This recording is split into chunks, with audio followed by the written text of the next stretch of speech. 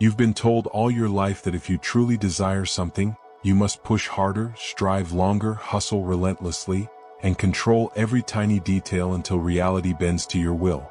And yet, if this formula were genuinely complete, why is it that the moments when you finally stop resisting, when you release control, are often the exact moments when life hands you the breakthrough you've been chasing? Here lies the contradiction of effort. The more tightly you cling, the less you hold. Like sand falling through tense hands, creation resists pressure but flows through alignment. The universe does not reward struggle. It answers to vibration. Think of the times you longed for something deeply, chasing it with every ounce of attention, only to see it drift further away. Then almost magically, the instant you let go, when you stopped forcing, when you loosened your grip, it appeared effortlessly. Was that coincidence? Or is there an unseen principle at play, one that challenges everything you were conditioned to believe about work and reward? The paradox is unsettling because it clashes with our cultural programming. We idolize effort. We romanticize the grind. We worship the notion that pushing harder always leads to success. But quantum manifestation operates by an entirely different rhythm, one that feels reversed until you actually experience it yourself. Here's the open loop you can't dismiss. Effort is not the source of manifestation. It's often the barrier. The more desperately you push, the more you broadcast to the universe that you don't have, that you are missing something, that you're distant from what you seek. This signal of absence multiplies. Instead of drawing things closer, you repel them. Instead of attracting, you create resistance. Yet people keep doubling down, convinced the issue is not enough action. They pursue harder, they strain, they demand, never realizing that their constant effort vibrates with lack. But wait until you see what unfolds when you reverse the pattern. When you stop forcing and start embodying, a metaphor explains it perfectly. Picture yourself standing before a mirror. If you wave wildly, plead, yell, or cry at your reflection, does it move quicker? Does it transform faster?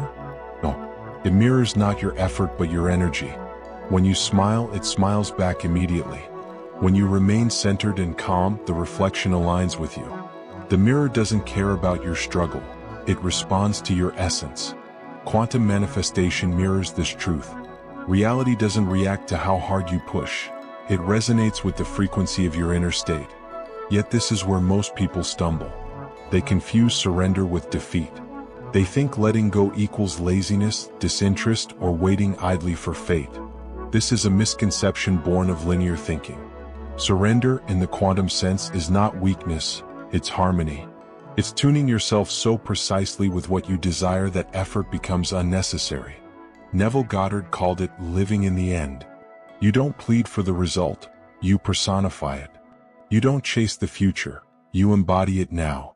The paradox of effort dissolves when you grasp that manifestation isn't about power, it's about alignment.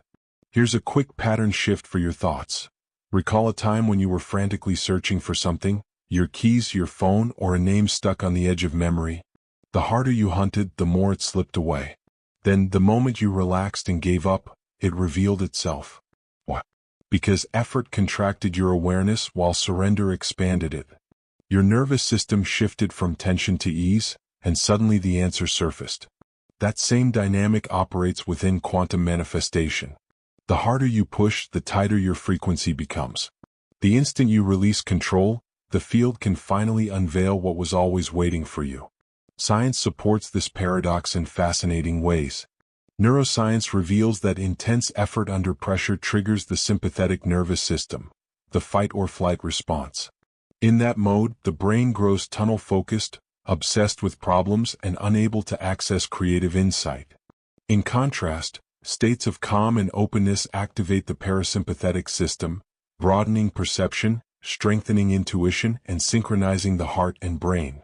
From a quantum lens, coherence is the vibration to which the field responds. Which means that ceasing desperate effort isn't apathy, it's entering the only state where manifestation can occur. And yet, here lies the missing piece. If effort obstructs manifestation, does that mean you should never move? Should you simply wait for reality to unfold? Of course not. Action still plays its role. The real difference is where that action arises from. Forced motion rooted in scarcity signals disconnection. Inspired movement born of harmony radiates coherence. One chases endlessly, the other magnetizes naturally. The riddle remains incomplete because most people grasp only the first side. They act from lack and wonder why results never shift. The hidden key is the state before action begins. When you become the outcome first, what follows isn't striving, it's expression. And that is the frequency the field understands. So the paradox deepens. The less you force, the more attuned you become. The more you relax into being, the more the universe reshapes itself around you. It feels backward, even defiant, because it dismantles everything culture taught you about effort. But quantum manifestation is not about domination. It's about dissolving the illusion of control so fully that you step into the frequency where outcomes are inevitable. That is the essence of the paradox of effort. Trying harder often postpones what surrender delivers instantly. And here's the open loop left for contemplation. If releasing the struggle is the gateway, what happens when you go beyond letting go and begin to live as though your desire is already realized? What shifts when trying turns into being? That answer unfolds in the next chapter, where science and spirit intersect to reveal the true mechanics of resistance, and why surrender is not weakness, but the highest alignment of all. When you force reality, you don't just drain energy, you generate resistance. Resistance isn't just symbolic. It's a measurable condition within both body and field. Neuroscience and quantum theory together paint a vision that's both disorienting and freeing. The very effort you depend on to draw your desires closer often becomes the vibration that keeps them away. Recognizing this is the first doorway to understanding why quantum manifestation happens only when you stop striving. Start with the body. The nervous system has two core modes, sympathetic and parasympathetic. The sympathetic mode prepares for emergencies, fight, flight, or freeze. When you're locked in pushing, grasping, or overexerting, your body reads that as threat. Cortisol rises, adrenaline floods, and your focus narrows to immediate problems. Evolutionarily, this helped ensure survival, but manifestation isn't about escaping danger. It's about syncing with potential. In stress mode, your perception collapses. The quantum field, which holds infinite possibilities, shrinks to a narrow tunnel defined by fear and scarcity. From that frequency, you can't reach new timelines. Now look at the brain.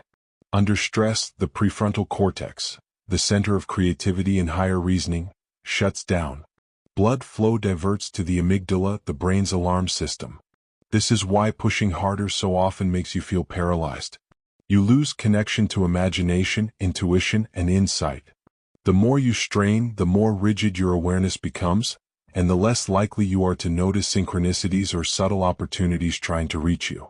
From the lens of manifestation, this is disastrous. The signs exist, the field is responding, but you can't perceive them because your brain is trapped in survival mode. Quantum physics echoes this reality. At the subatomic level, particles exist as probabilities, waves, not fixed points. Observation collapses the wave into a single outcome. But what kind of observation? Here's where things get intriguing. Research reveals that the emotional and mental state of the observer affects how probability turns into matter.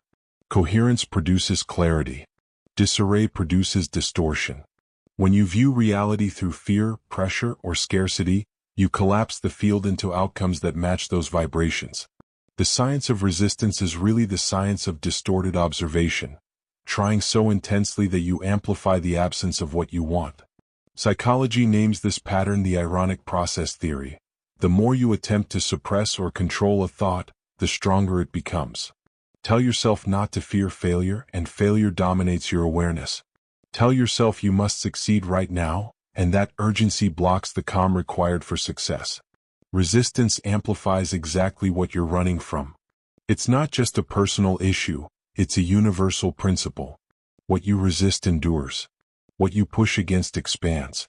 The energy of resistance is adhesive. It clings to the very outcomes you fear. This is why affirmations sometimes fall flat. When you repeat "I am abundant" while vibrating in lack, the universe doesn't hear the words, it hears the energy beneath them. The affirmation becomes a disguise over resistance, not a transformation of it. The brain detects the contradiction, the heart senses the dissonance, and the field mirrors back the real signal. desperation. Trying harder to overpower it only strengthens the resistance. That's why so many people drain themselves with spiritual practices or rituals yet feel even further from their goals. They're putting in effort but from the wrong state. Here's the pattern shift. Resistance isn't passive, it's creative.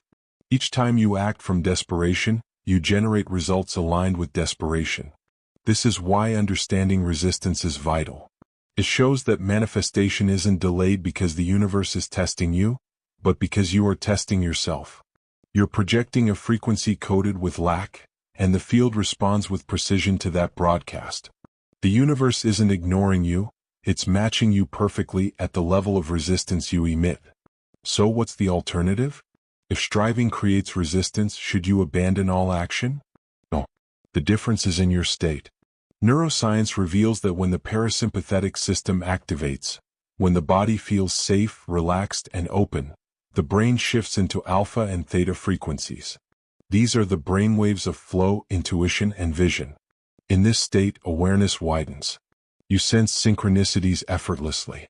You take action not from panic but from calm clarity. This isn't laziness, it's resonance.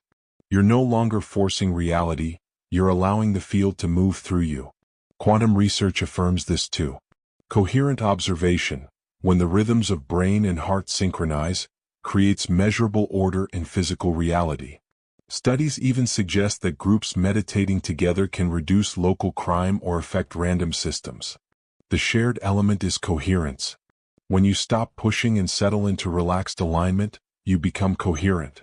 The field reflects that order by crystallizing outcomes that mirror it. In other words, when you stop trying, you stop radiating lack and begin radiating alignment. That's when manifestation flows.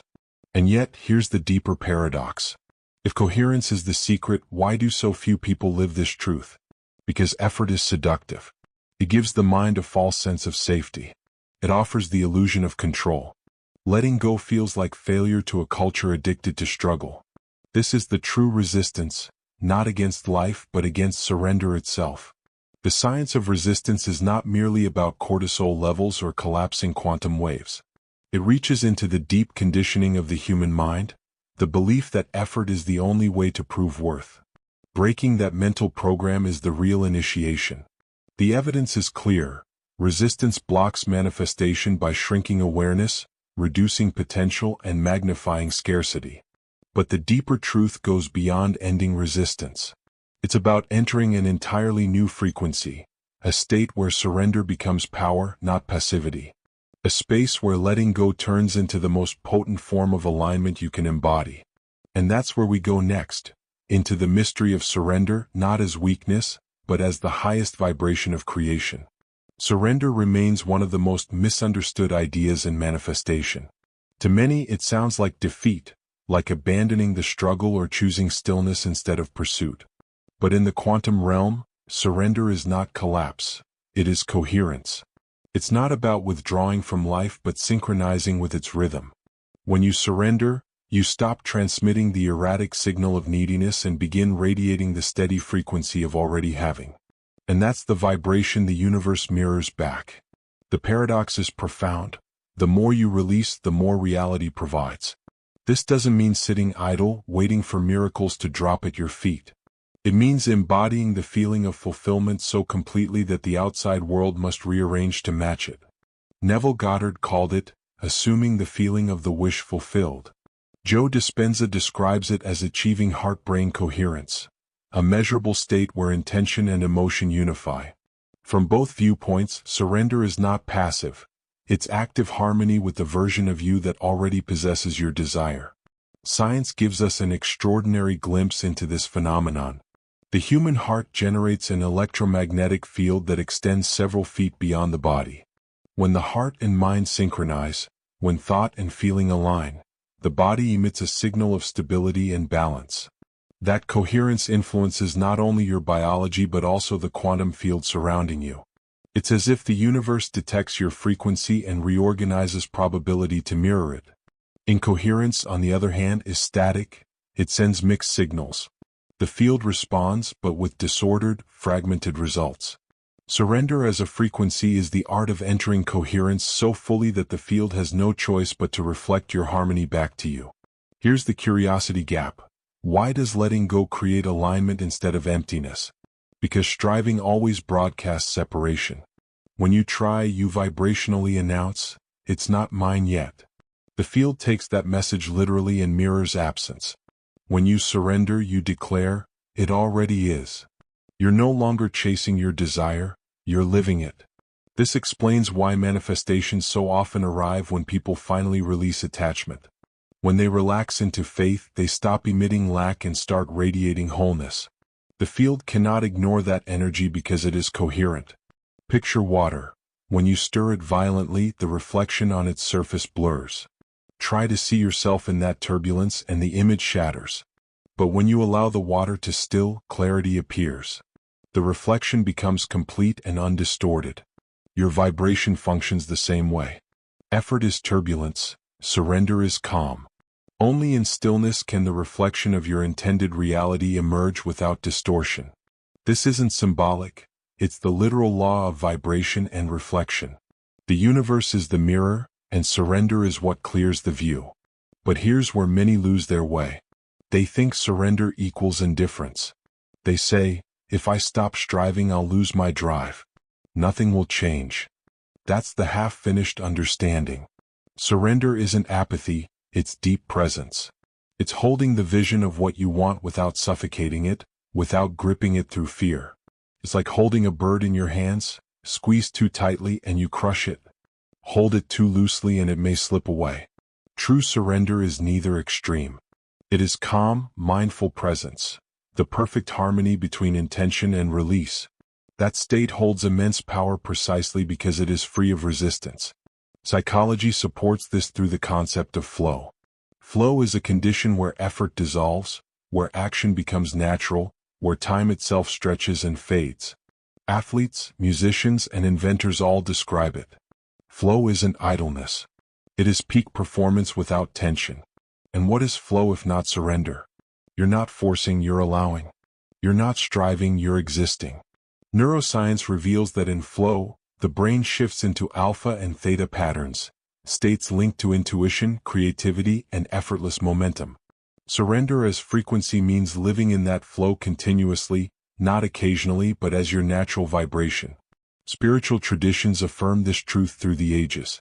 Taoism calls it Wu Wei, effortless action, not inactivity but harmony with the rhythm of existence. Buddhism teaches non-attachment, the liberation that comes from letting go. Christian mystics describe it as letting go and letting God. The terminology may differ, but the essence remains. Surrender isn't loss, it is alignment. It's the moment your actions stop colliding with the field and start resonating with it. Here's a pattern interrupt for your old conditioning. What if true discipline was never about doing more but learning to stop resisting? What if the mastery of manifestation lies not in pushing forward, but in releasing control? This reverses the entire narrative. It shows that the greatest practice isn't endless striving, but learning to live in coherence, to hold your vision firmly while allowing the details to unfold freely. This is not weakness, it is mastery. And here's the loop that keeps curiosity alive. If surrender is the state, what happens when reality itself starts reshaping to meet that frequency?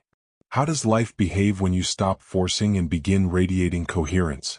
That's the hidden truth waiting in the next stage, where the field doesn't merely mirror your vibration but begins sculpting new timelines to reflect it. There comes a moment every manifestor eventually faces, a threshold where effort dissolves into being, and suddenly reality begins moving in ways beyond logic. The job you chased relentlessly appears when you stop obsessing. The relationship that felt unreachable shows up the instant you stop grasping. The abundance you struggled to attract flows in when you finally release the need. Some call it luck, destiny, or divine timing. But underneath it all is a single universal law. When you stop forcing, reality realigns.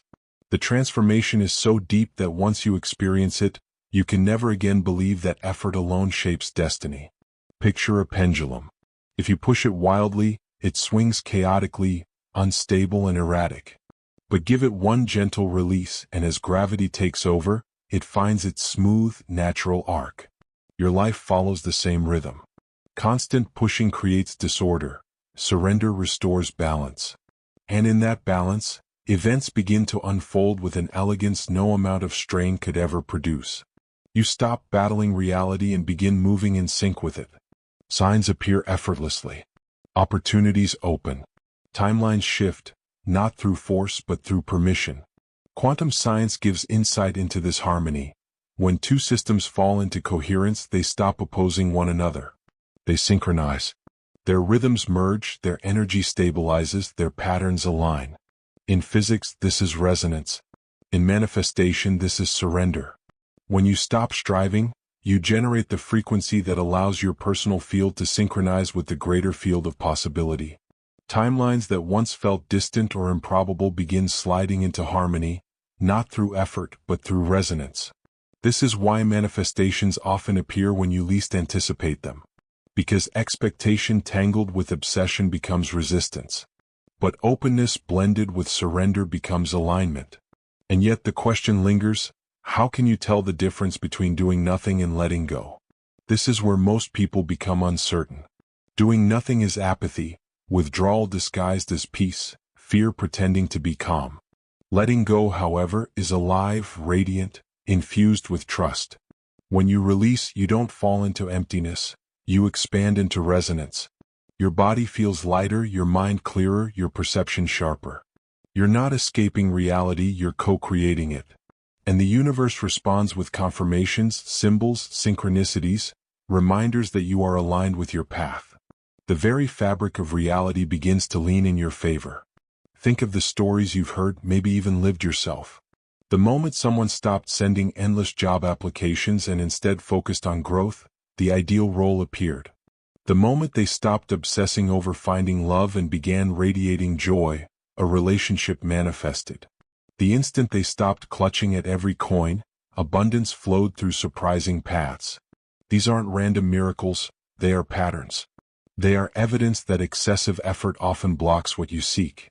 Life doesn't form around control, it organizes itself around coherence. Psychology gives us words for this paradox: the illusion of control. Research shows that when people overmanage outcomes, anxiety rises, creativity shrinks, and success declines. But when they release tension and embrace flexibility, performance heightens. Athletes call it playing free. Musicians call it flow. In every domain, the same truth applies. Forcing restricts, relaxing unlocks. Quantum manifestation simply widens this principle to the scale of reality itself. The tighter you hold, the more you project scarcity. The more you release, the more you broadcast alignment. In reality, that faithful reflection answers accordingly. But here's the curiosity that keeps the mind awake. If life reshapes when you stop trying, how far does it reach? Does it work only for small wishes, or for the grandest transformations imaginable? Can you truly align with versions of reality so different that everything changes? The answer is yes, but only when surrender becomes your foundation, not a momentary trick. When ease becomes your baseline frequency, reality has no choice but to mirror it. And this is where I want to pause, to invite you into practice, not theory. Words merely reflect, but actions encode vibration. Anchor this teaching right now in the physical world by writing a declaration in the comments. Not for me, but for you, for your field, your subconscious, your emerging self that's stepping into alignment. Write this: I allow it to be easy. Don't underestimate its power. It isn't a cliche, it's a vibration. When you declare it, you move from effort to ease, from resistance to resonance. You signal to the field, my timeline vibrates with flow. Feel it in your body as you write, light, freeing, almost rebellious in a world addicted to struggle. You're rewriting an old program and coding a new one, and the field always responds. The next time you witness a coincidence, an unexpected opening, or a surge of clarity, remember this declaration. It's not superficial magic, it's resonance in motion. Because when you stop striving, reality reorganizes, not because the universe suddenly notices you, but because you finally notice yourself. You move from gripping to receiving, from tension to flow, from chaos to coherence. And that transition transforms everything. The question now becomes, What happens when you realize even the formula of manifestation is incomplete by nature? That the universe never reveals the entire picture at once, only fragments to guide your evolution? That is the mystery awaiting you ahead, the final paradox that makes surrender not just powerful but essential. If manifestation followed a perfect equation, a straight path from desire to result, you'd already possess everything.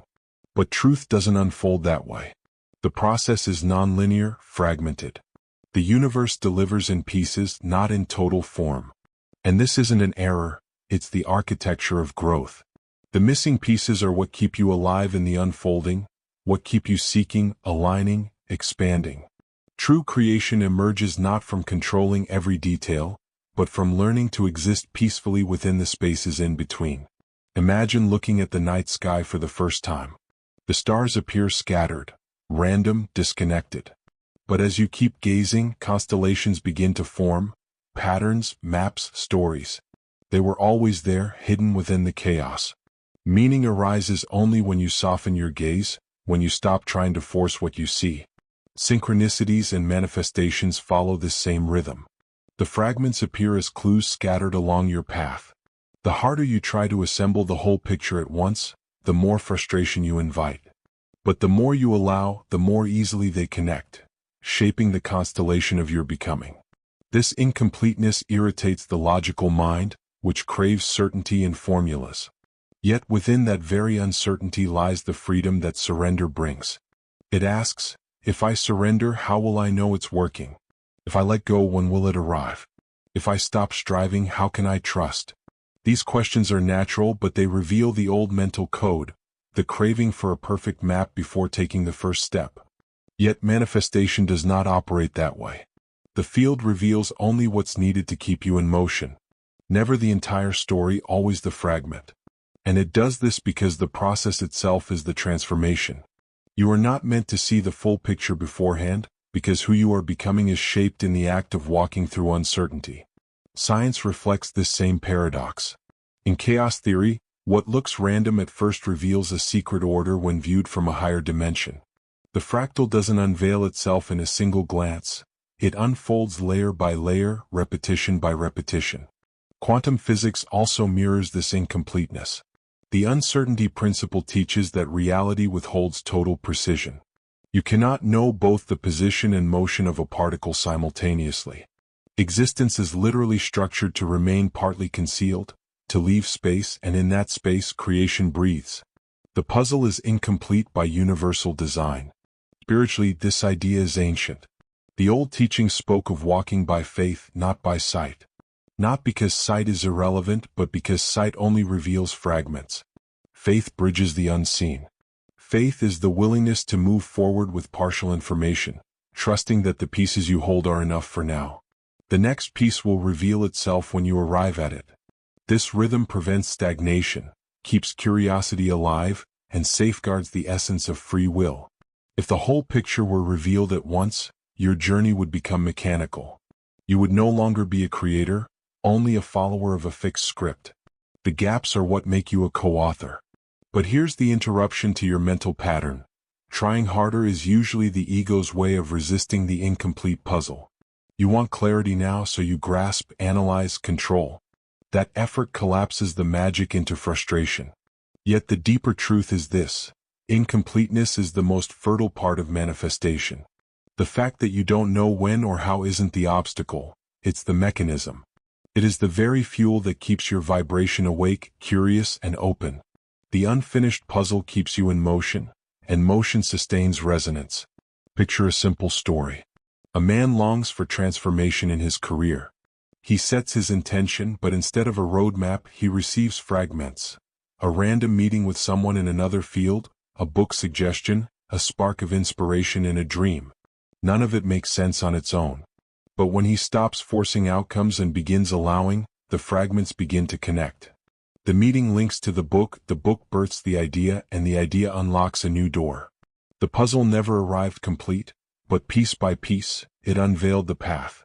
And because he lived through the spaces in between, the process reshaped him in the journey.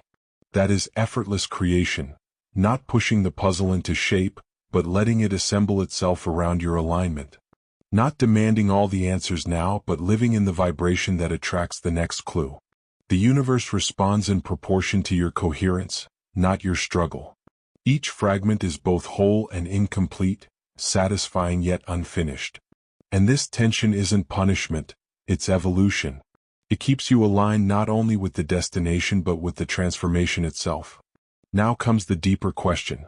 What if the incompleteness never truly ends? What if manifestation is not about completing the puzzle at all, but realizing that life is the puzzle, eternally unfolding? The relief and the fear of that realization meet in the same breath. Relief, because you can finally stop demanding closure. Fear, because you understand there is no final arrival. But when you accept this truth, effortlessness becomes your nature. You no longer wait for completion to bring you peace. You discover peace within the fragment. And from that peace, the next piece always appears. Effortless creation, then, is not the lack of effort. It is the absence of resistance to incompleteness. It is the willingness to hold the puzzle in its unfinished form and still whisper, "This is enough."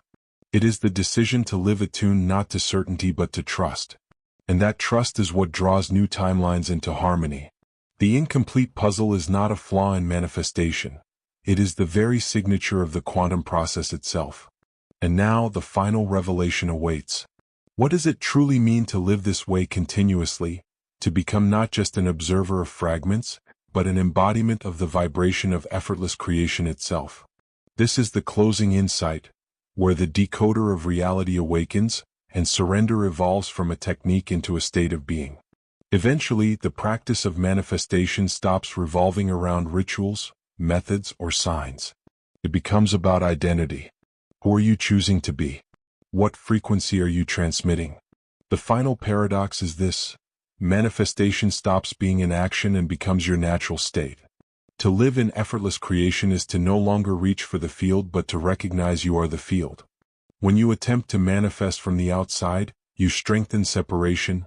I am here, my desire is over there, and I must close the gap.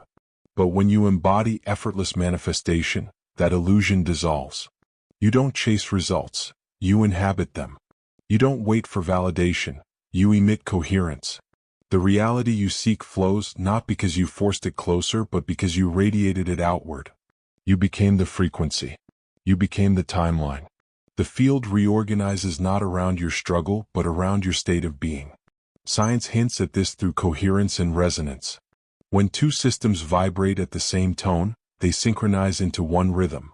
Your consciousness behaves the same way. When you sustain the frequency of what you desire, not by effort but by presence, the field synchronizes with you, collapsing into alignment. You are no longer entering a new reality.